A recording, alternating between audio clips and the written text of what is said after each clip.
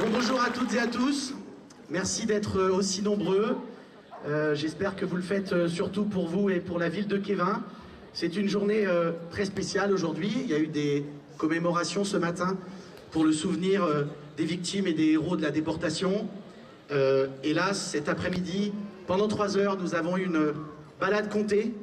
Une balade comptée qui a raconté toute l'histoire de Kévin, avec ses joies et ses tristesses. Et on voulait marquer le coup. Alors je vous le dis aussi pourquoi. Je vous remercie de le faire un 27 avril. C'est plutôt le 10 mai qui s'est passé encore plus de choses, puisque c'est là qu'on a libéré la poche de Lorient.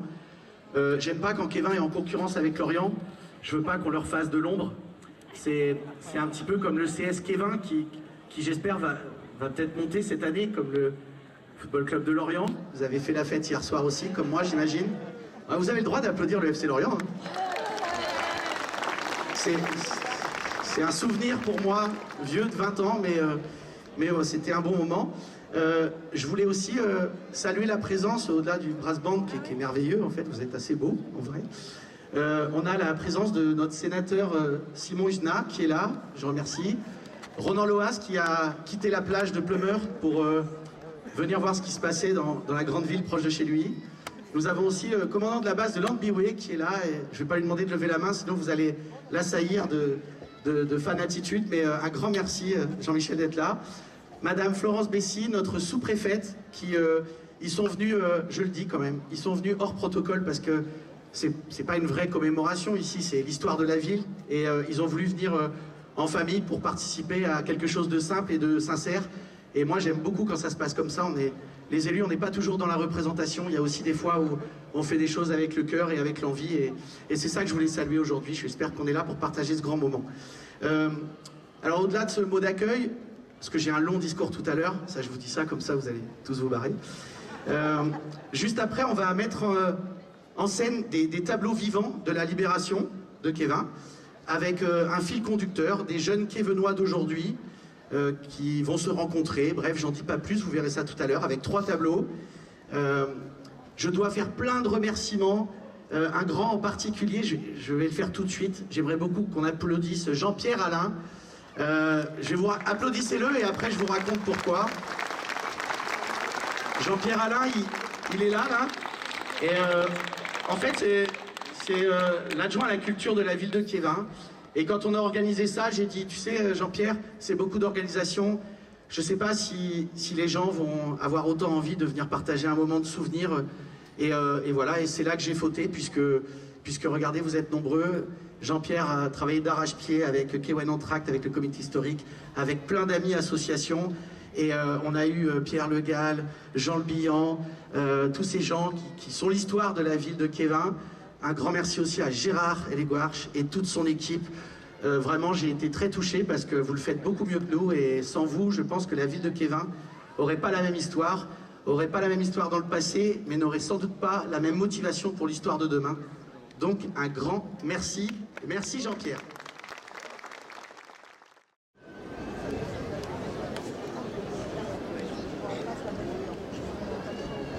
Oh là là! Mais c'est la foule des grands jours aujourd'hui! Il y a un truc, il se passe sûrement un truc. Ah oui. Oh! Regarde la dame sur son vélo là! Oh, elle est habillée bizarrement. Mais je vous reconnais, vous! Vous êtes Madame Armelle de Viton?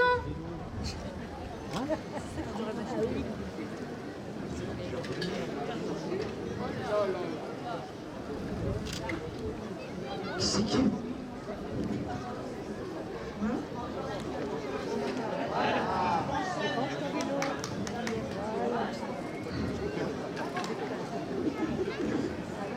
Oui.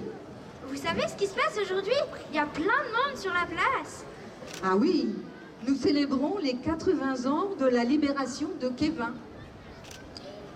Ah, la libération! Chut et écoute. Pendant la dernière guerre, Kévin était occupé par l'armée allemande. Ah, et donc il n'y avait plus de combat? Oh que non! La résistance n'avait pas baissé les bras. Et vous savez que moi, j'étais agent de liaison. Agent de liaison? Oui, je transmettais des messages pour donner des informations sur l'ennemi. Voyez,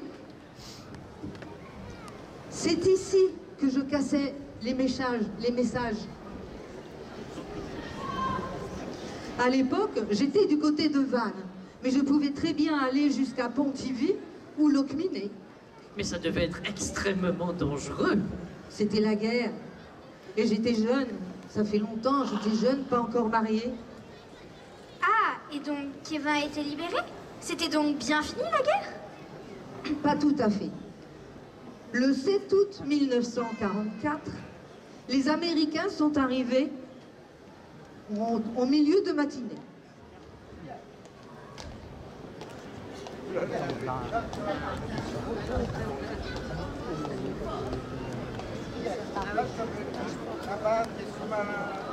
Je suis à fond là, c'est bon hein? Notre objectif, la base des sous-marins de Kellerman, on venait de là et nous nous dirigions vers, comment vous appelez déjà, Keliadoro. Mais nous, on les surveillait depuis la chapelle de la Trinité. Et quand ils sont arrivés à Kerletu, ils nous ont pilonnés avec la batterie de moustoirs flammes. Les combats étaient très très durs. On n'a pas pu aller plus loin. Les Allemands nous ont mis dans un train de marchandises à Rospordin. Nous étions une trentaine d'otages. Une fois arrivés à Begregno, le convoi a été pris entre deux feux et 9 d'entre nous sont morts. Nous nous sommes battus encore plusieurs jours, jusqu'au 11 août, si je me souviens bien. on a regagné le terrain à Kevin et on a repoussé les Américains jusqu'à la rivière Le Scave.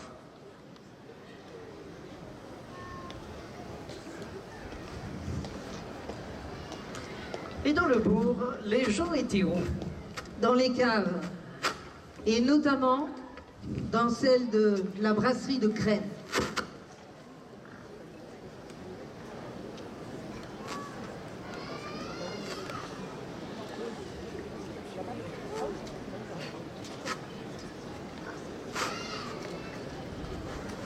Tous ces gens.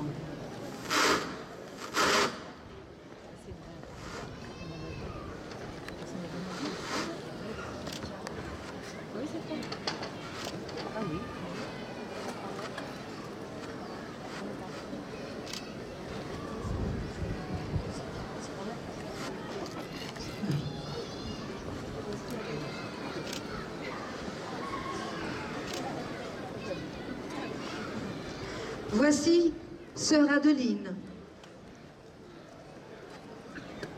Avec le docteur Dieny, nous avons accueilli et secouru la population civile. Il y a même eu une naissance dans les caves de la brasserie. Kevin a été évacué quelques jours plus tard. La commune a été incendiée le 18 août. C'était le début de la poche de l'Orient. Et qu'est donc venu le docteur Dieny, sœur Adeline? Le docteur Dieny, avec son ami le professeur Locke, ont été considérés comme terroristes par l'occupant. Ils ont été exécutés sur la route de Ponscorf. En 1947, le maire de l'époque, Joseph Kerbelec, atteste de leur acte de résistance. Ils reposent dans le cimetière de la commune. Mais que s'est-il passé à la destruction? Ah, voici monsieur Louis Kermabon. C'était le maire de l'époque. Demandez-lui. Alors, monsieur le maire, pouvez-vous nous expliquer ce qui s'est passé après la libération? Eh bien, le 7 août, il n'y avait pas grand-chose ici. J'étais réfugié à Pontivy. Je me souviens, j'ai lancé un appel dans le journal. Le titre était « Une commune adoptée, Kevin, les habitants sont dans le dénuement ». Ah, et vous avez eu des réponses? Hélas, non. Mais un ami, Alphonse Viros, m'a conseillé de contacter une grande ville. Mais laquelle? Il y a plein de grandes villes en France. Mon ami était originaire de l'Ariège et connaissait très bien Toulouse. Madame Badiou, la femme du maire de Toulouse, elle connaissait très bien notre région. D'ailleurs, son père fréquentait le mien. Et, de plus, devinez quoi? Quoi? Ah, le responsable du ravitaillement de la ville de Toulouse, le responsable du ravitaillement de la ville de Toulouse était le général Lequintrec, un Quévenois d'origine. Ah, j'ai compris. Vous avez contacté Toulouse, évidemment. C'est logique. Effectivement, j'ai écrit à Raymond Badiou, le maire de Toulouse, c'était le 23 décembre 1944. Monsieur le maire, du courrier pour vous.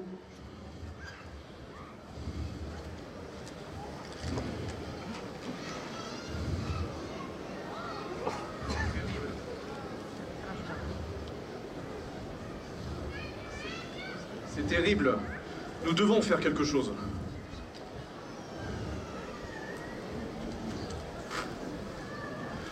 Monsieur le maire, chers collègues,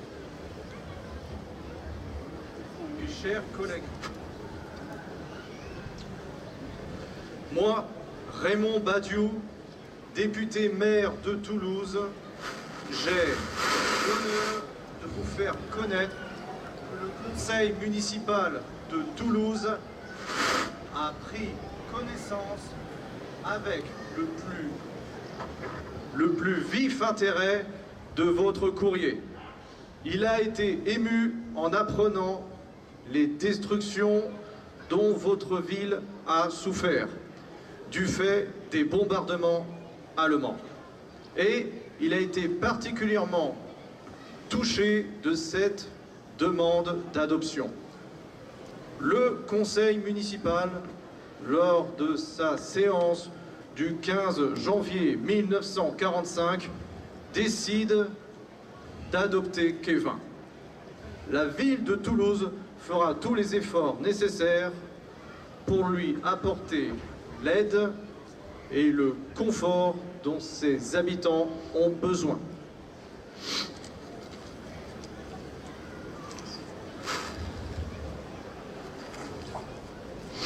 Monsieur le maire, du courrier pour vous. Ah, merci.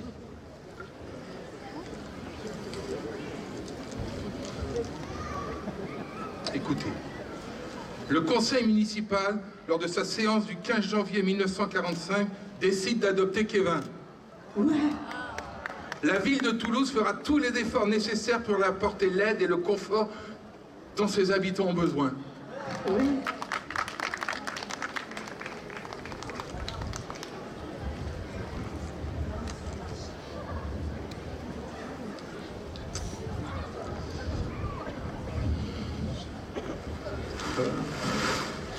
Monsieur le maire de Toulouse, le conseil municipal de Kévin, replié au tribunal de Pontivy, lors de sa séance du 6 mars 1945, a voté à l'unanimité sa profonde reconnaissance à la population toulousaine qui, malgré ses épreuves, a accepté d'adopter notre commune mutilée et sinistrée. Les enfants de Kévin adressent un salut fraternel à leurs camarades écoliers et étudiants de Toulouse. J'irai vous rendre visite le 15 mars prochain. Ah, effectivement, le 15 mars 1945, les deux maires se sont rencontrés. Bonjour, monsieur le maire. Kévin est toujours occupé. Nous ne savons pas quand les Québécois retrouveront leur foyer. Soyez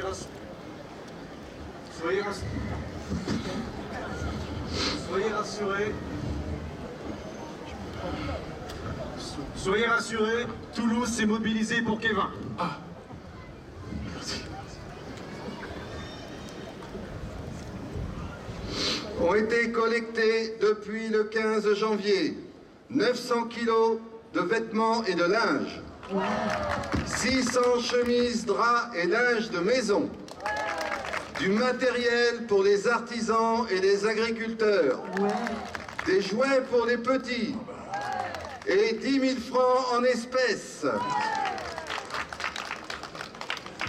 À partir de la rentrée prochaine, nous accueillerons 24 jeunes Quévenois pour leurs études et leur apprentissage.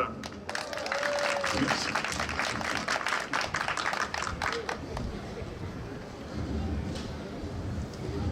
Et alors? Mais que se passa-t-il? Mais Kevin a été enfin libéré? Ah non, pas encore. Il a fallu attendre le 10 mai 1945, 2 jours après l'armistice, pour voir défiler les troupes libératrices. D'ailleurs, les voilà! Les voilà!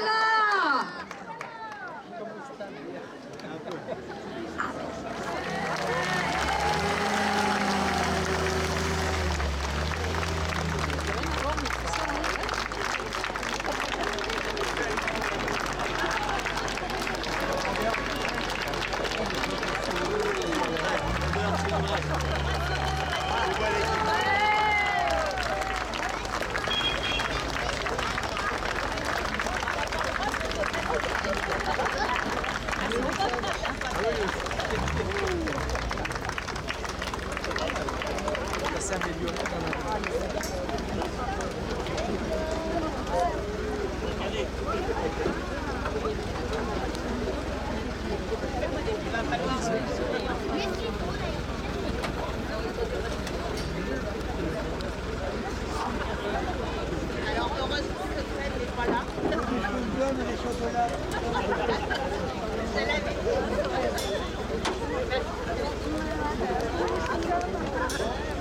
Du public?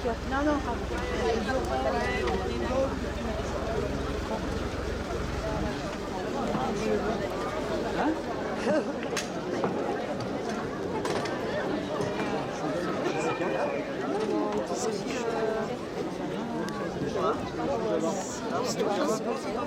Allez,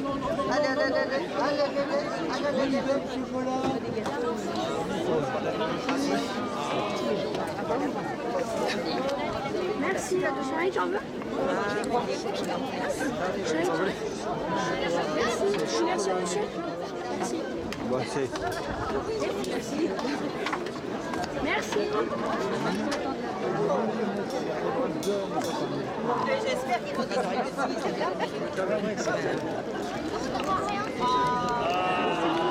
T'as fait le tour.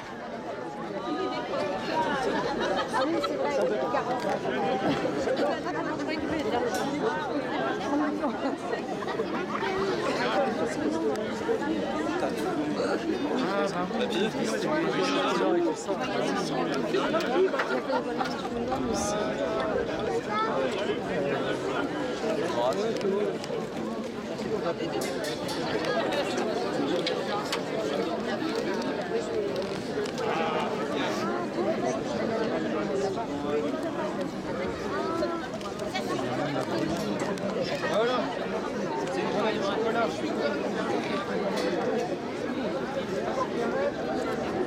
Ben voilà. Ben voilà. Alors nous avons dans les véhicules qui se sont arrêtés, nous avons des jeeps, nous avons des tractions qui datent d'avant 1940, bien évidemment. Les soldats américains, comme d'habitude, distribuent du chocolat. Nous avons donc 5 véhicules et 5 véhicules d'époque, puisque nous avons une Citroën qui vient se greffer et qui s'est greffée au défilé. Et tout à l'heure, nous allons avoir un avion qui va survoler Kevin.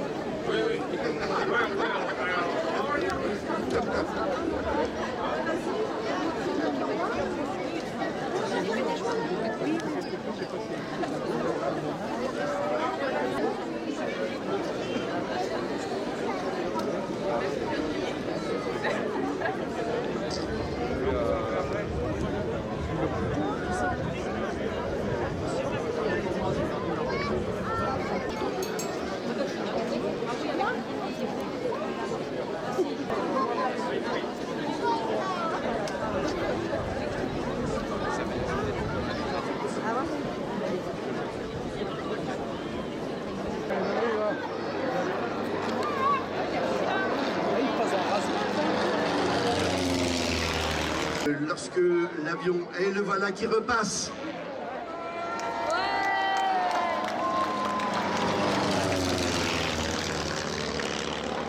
Alors juste pour la petite histoire, le pilote de cet avion est un amiral qui habite Kévin, un amiral en retraite, bien évidemment.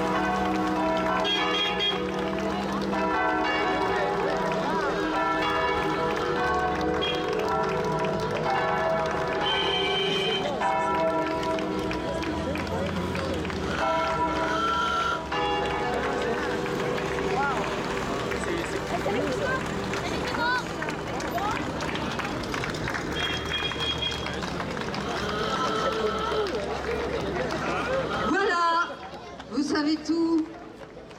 Maintenant, c'était il y a déjà le siècle dernier. Et comme on dit, le passé, c'est le passé. Mais il est important de conserver en mémoire l'histoire. Oui, ça évite de refaire les mêmes erreurs. Mais enfin, normalement. Oui, et surtout, on se souvient de celles et ceux qui se sont battus pour notre liberté. Et ça, ce n'est pas rien. Oui, les enfants. Alors je compte sur vous. C'est à vous maintenant de raconter cette histoire et de raconter le passé. Vous êtes les gardiens de la mémoire. N'oubliez pas. Et transmettez aux générations futures cette histoire, votre histoire, notre histoire.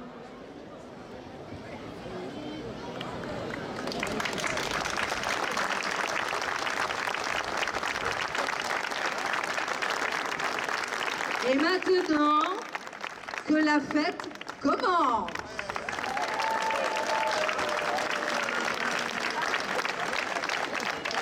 Salut. On peut saluer. On a le droit de saluer, on salue. On est content de vous avoir donné ce spectacle et on espère que ça vous a plu. Merci à Kewen Entracte pour leur représentation et un grand applaudissement.